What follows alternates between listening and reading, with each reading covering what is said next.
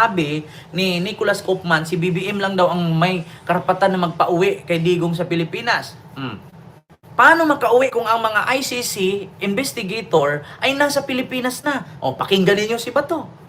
Pakinggan ninyo kay Bato. Nagbanta si Bato, mga kababayan, na magpapaimbestiga daw siya sa Senado dahil sa nangyari na nandito daw sa Pilipinas, sa Pasay, ang mga ICC investigator at tinatakot daw ang mga retired police personnel para paaminin na si Bato ang nasa ulo ng tukhang-tukhang ni Digong. Eto mga kababayan. Panoorin ninyo ha. Senator Bato de la Rosa accuses pro-person. In a statement on Friday, May 23, De La Rosa claims that some retired officers of the Philippine National Police are being forced to sign an affidavit that would incriminate him and former President Duterte. According to De La Rosa, the ICC has an ongoing mission in a hotel in Pasay City where the threat is supposedly happening. Because of this, De La Rosa says he will launch a Senate hearing regarding the matter. He adds that Filipinos who are traitors to the country's sovereignty will be held accountable. De La Rosa further says that they know the people involved in the incident. While he did not provide a definite date for when the probe would be launched, he states that it would begin once the 20th Congress opens in July. In the same statement, De La Rosa says that if President Bongbong Marcos is sincere about his previous remark, that he is open to reconciling with the Dutertes, then it would be the perfect move to expel the ICC prosecutors from the country. Inquirer.net has asked both PNP and the ICC to comment on De La Rosa's disclosure, but they have yet to respond. Diba mga kababayan? Narinig ninyo? Si Bato de la Rosa nagbanta kay Pangulong Bongbong Marcos. Alam nyo kung ano ang banta niya?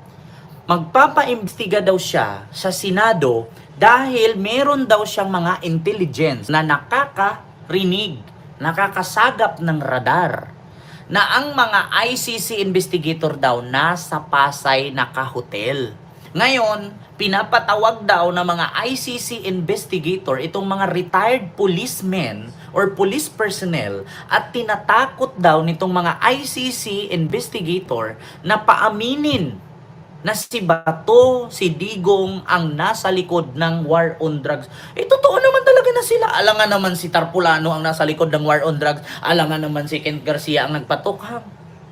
Wala naman akong posisyon sa gobyerno. Sino ba ang PNP chief noon ba to? Di ba ikaw? Sino ba ang presidente noon ng war on drugs? Di ba si Digong? Baka nakalimutan ninyo sinabi ni Digong, either illegal or legal, akin yan. Yan si Bato. Ayun, nakaupo. Senador. Miyembro ng death squad yan. Anong sabi ni Bato? Ex-man. Mamatay man. Hindi ako miyembro ng DDS na yan. Parang tanggihan na yata kayo dalawa. Ako, pumatay? Yes. 6 or 7. Every drug din sa Davao may pinapatay. Ako mismo bumaril. Ngunit, nung pagbaril ko, may natamaan 2 sibilyan nagluluto. Putang ina, ako ang nag-utos, either legal or illegal, akin yan. I am Rodrigo Roa Duterte. Ako, umatay? Yes, ako. 6 or 7. Marami. Yes, papuntahin ninyo yung ICC because with you, guilt is personal. Do you think I can't accumulate 5 billion?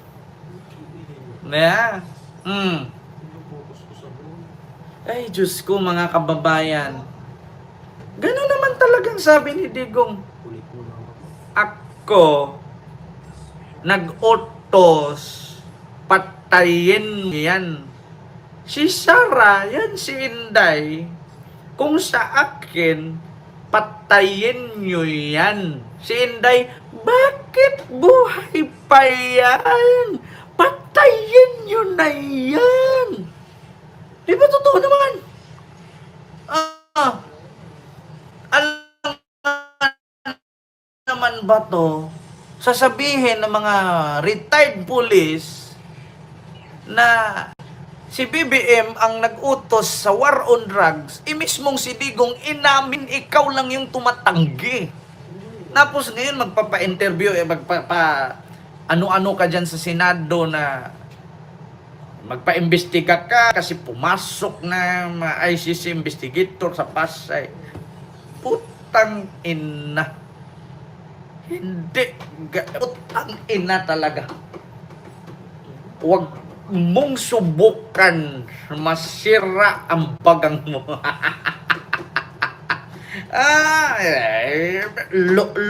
Ito, panoorin ninyo ha.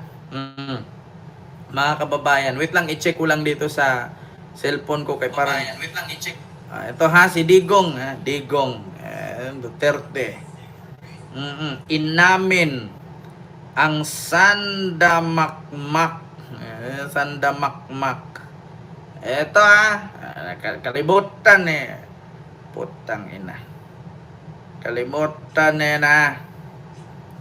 Duterte, inamin ang DDS. Ito ha, mga kababayan. Ito ba yan?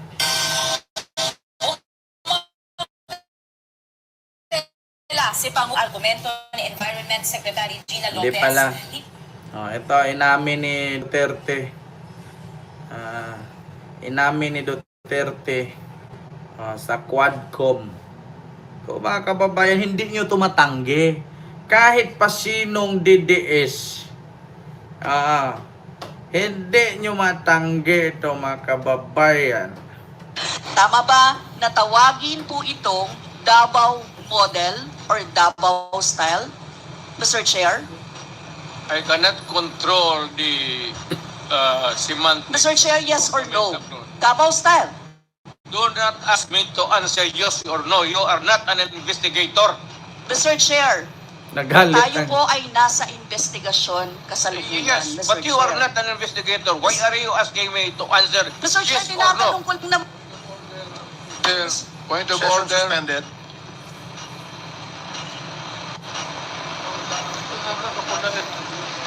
Nagmura si Digong. Point of order, Mr. Chair. Ano ka, pulis? Ano ka, pulis? Ang tinatanong ko lang, sa particular question na yun, maaari naman siyang sagutin ng yes or no. And then the explanation, Mr. Chair. Apo, apo. Mr. Do not control my answer. Kung Your Honor. Please. Do not control my answer. Sasabihin na naman yan ni Digong. Mayor ako, piskal ako, presidente ako. Huwag kang magtanong sa akin ng yes or no. Kay hindi ka investigator. Kaya, sabi ko sa inyo mga kababayan, my goodness. Kaya inamin niya. Sandamakmak na pag-amin ni Digong na siya mismo, ito pa mga kababayan, Ang kinaklarify ko po ay kanina sinabi nyo na in-encourage nyo ang PNP na i-encourage yung suspect na lumaban Yes. para mapatay, para Yes. masabing nanlaban. yes, correct. Correct. Para Ito sa very ma-minimize. incorrect. Correct. Yes. Correct. Very yes. incorrect po, if I may Yes. say as a civilian. So, Oh, puta. Ang ina. Yes, correct. Yes, correct. Very correct. Oh. Nas ngayon ba to sabihin mo? Tinatakot ang mga retired police na paaminin. Si Digong na mismo. Ulitin ko sa inyo mga DDS na nood sa akin, maputang ina ninyong lahat mga DDS ha. Ulitin ko sa inyo, araw ko kayo minura, hindi pa kayo magigising. Ulitin ko sa inyo, anong sabi ni Digong? Anong sabi ni Digong dyan? Inutos niya na manlaban ang adik para may rason silang patayin ng pulis. Anong sabi ni Digong? Yes, correct. Very correct. Because guilt is personal. Inamin na ni Digong, di ba? Itong mga sinabi ni Digong dito sa Quad Committee hearing sa Kongreso, sa Quadcom, sa pangunguna ni Barbers, at nito sa Senado, sa pangunguna ni Larissa Hontiveros, Yan ang isa sa ipinasang ebidensya sa ICC. Doon na yung 8,500 plus pages na written documents at 16 hours, over 16 hours, video, audio, recording, or video footage na ipinasa. Lahat ng pag-aamin ni Digong doon, yes, correct, very correct. Talagang hindi siya makakalaya. Ulitin ko sa inyo mga kababayan, yung matanda sa Isabela nagnakaw ng mangga na kulong. Si Digong pa kaya pumatay ng 30,000? Mangga nga lang nakulong na. Ito pa kaya buhay ng tao. Mangrip ka nga lang, kulong ka na. Kahit nga umiyot ka ng baboy, nakukulong ka. Yung aso, buhusan mo ng init tubig o lasunin mo, nakukulong ka. Ito pa, tao. Pinatay 30,000. Ako ang nag-utos niyan. Either legal or illegal, akin yan. Nabi niya makalaya pa? Yes. Very correct. Ang kinaklarify ko po ay kanina sinabi nyo na in-encourage nyo ang PNP na i-encourage yung suspect na lumaban Yes. para mapatay, para Yes. masabi ng laban. Correct. Correct. Para Ito sa ma-minimize this. very incorrect point, Yes. I may say, as a It's civilian, not, sa professional police. It Salamat depends tayo, on, Mr. Chair. ano na natin yan, ma'am. That's your view, that. It's not my view Hindi only, ka Mr. Chair. tumaan Thank you for hindi putting ka it on tumaan the record. pagka-mayor, pagka-prosecutor. Ako, alam ko, Ayan, yan na naman si Digong. Hindi ka dumaan pagka mayor, pagka prosecutor, presidente. Ako, alam ko. Ay, alam mo nga, ba't nakulong ka ngayon? Diba? Kaya mga kababayan, listen, learn. Hindi lahat ng edukado magaling. Yung iba, sa sobrang talino, baliw. Diba? Wala kang alam. Yes, very correct. Yung point of view mo, wala. Hindi ka dumaan pag prosecutor, abogado, mayor, presidente. Pero nakulong siya. Pagyabang mo pa, daan ka abogado, mayor, wala kang kasong naghahawakan noon. Ito mga DDS, nanood sa akin ngayon.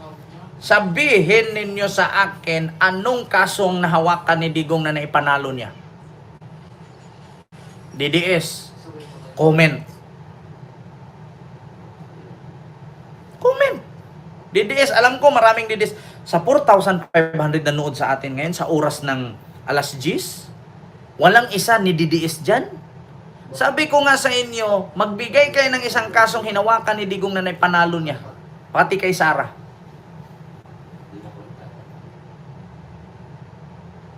Diba?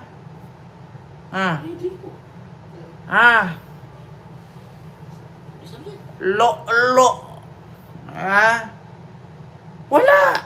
DDS, comment. Kaso, manawakan ni Digong at ni Sarah. Comment nyo dyan kung meron. Wala, di ba? Negosyo nga lang, tanungin mo anong negosyo, wala rin eh. Yan ang pinakamalaking sakit ng mga DDS. Tanggol kayo ng tanggol. Pag sinasaksak ko kayo mga DDS, pupuntahan kayo ni Digong. Mga loyalista at kakamping na may mga kapatid o asawang DDS dyan, saksakin ninyo. Ngayon, pag nasugat yan dyan, huwag mo tulungan. Sabihin mo, tawagan mo kung sinong DDS na makatulong sa'yo nang sinaksak kita ngayon. Silaban ninyo. Kasi mayroon nagko-comment, Sir, yung asawa ko DDS, ako loyalista, ako kakamping. Silaban mo yung asawa mo, tignan natin kung may darating na Sarah at Digong na tutulong dyan. Diba?